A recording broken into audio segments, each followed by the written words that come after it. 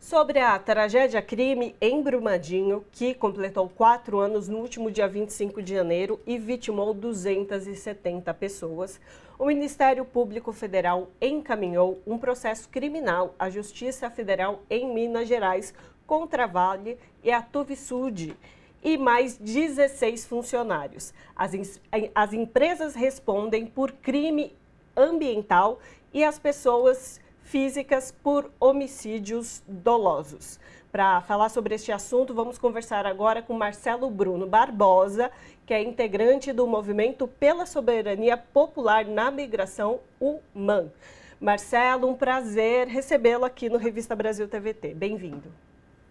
Olá, pessoal. Eu que agradeço pelo espaço e pela oportunidade de estar falando sobre um tema tão importante e marcante para a história do Brasil e da mineração no Brasil, que é o caso do rompimento da barragem da Vale em Brumadinho. Exato. Então, vamos começar a falar sobre este marco dos 4 anos, quando o Ministério Público Federal encaminha esse pedido esse processo criminal, né, à Justiça de Minas Gerais. O que isso reflete para as pessoas atingidas, para a população que foi atingida, que perdeu parentes nessa tragédia crime, como a gente tem nomeado, né? Porque foi um crime. Como as pessoas receberam essa informação?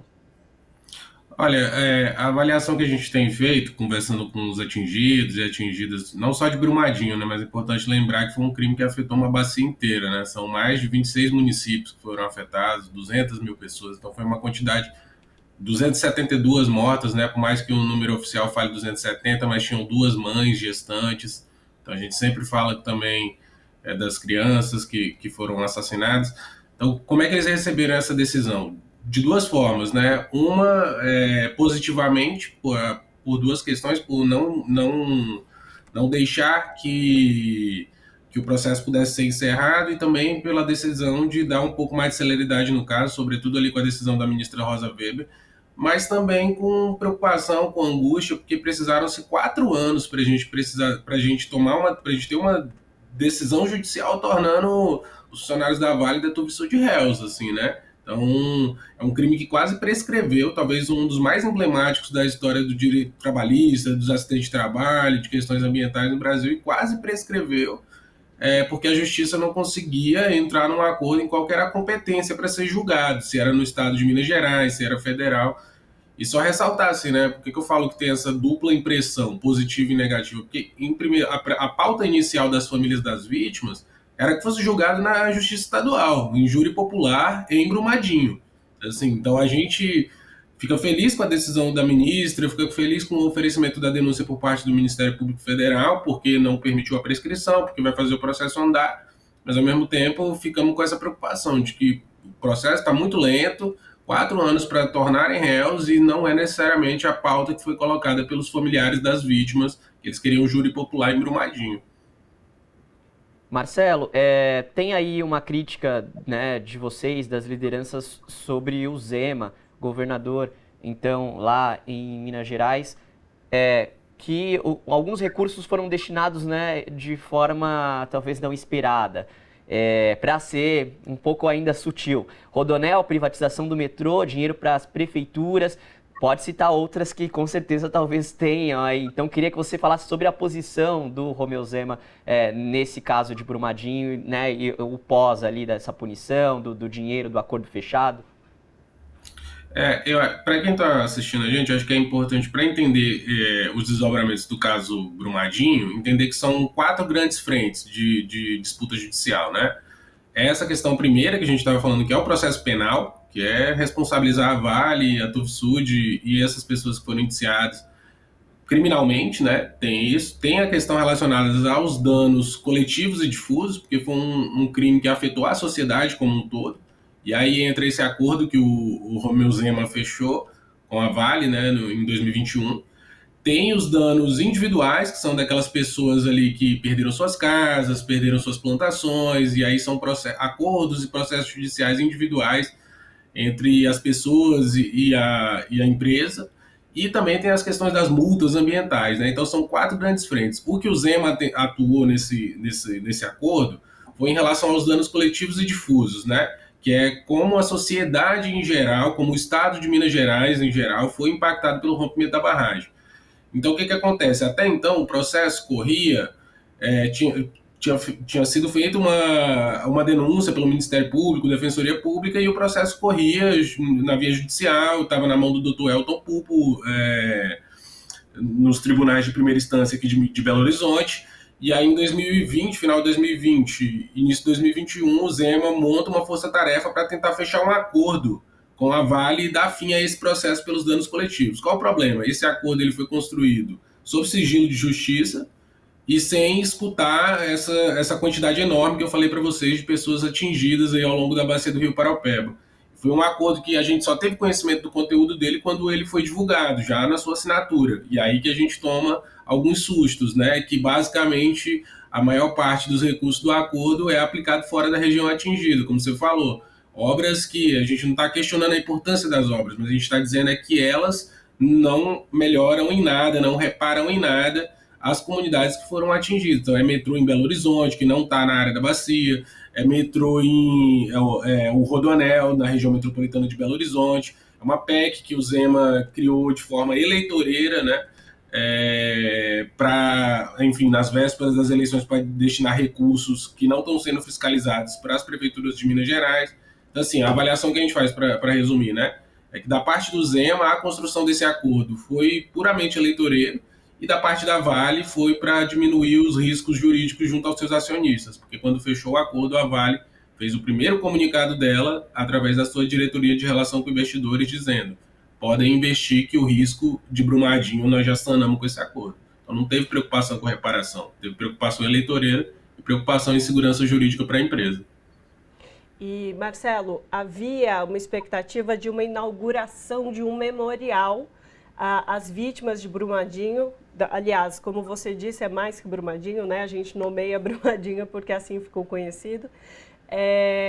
Agora, nos últimos dias, e foi adiado. Gostaria de ouvi-lo sobre qual é a avaliação das famílias, das pessoas que foram vitimadas, que foram mortas, mas também foram impactadas pela barragem, né?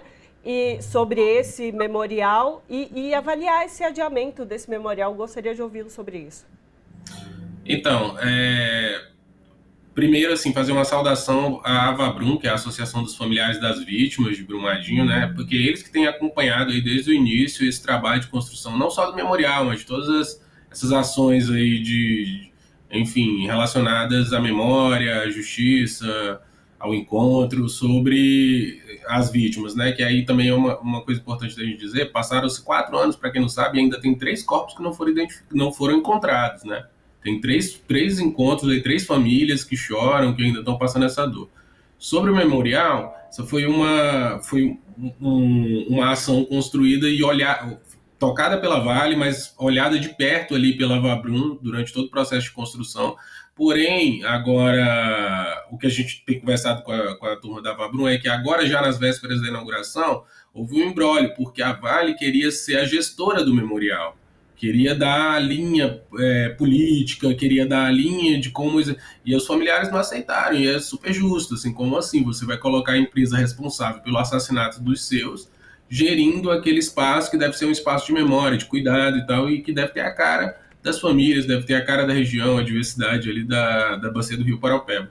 Então esse adiamento aconteceu porque os familiares não aceitaram essa posição da Vale de se colocar como gestora daquele memorial, e estão travando uma luta e contam com o nosso apoio dos movimentos populares, no sentido de que o espaço que é de memória, que é um espaço de carinho, enfim, tem que ser gerido pelas famílias, né? E aí foi esse o imbróglio que impediu que esse memorial fosse inaugurado agora. Perfeito.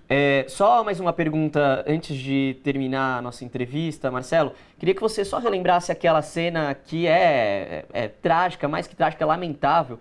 E quando aconteceu, né, esse caso em Brumadinho, a gente ficou chocado, né, com toda a barragem se rompendo. E depois foi todo aquele trabalho para encontrar as pessoas, né, soterradas, enfim, muito triste. Queria que você relembrasse, né, e isso demonstra o quão grave foi E também falando um pouco das contaminações mais específico, porque até hoje ainda há uma exposição aos riscos, né, de alguns materiais que são metais, enfim, vários outros tóxicos por lá. Então, sobre a cena, eu até tenho uma coisa que ela está permanentemente viva na memória das pessoas que estão ali em Brumadinho, que estão na região. Acho que essa cena, as pessoas dormem e acordam lembrando dela, né? Primeiro lembrar assim, a Vale, a maioria das vítimas fatais eram trabalhadores, estavam ali da própria empresa, de terceirizadas.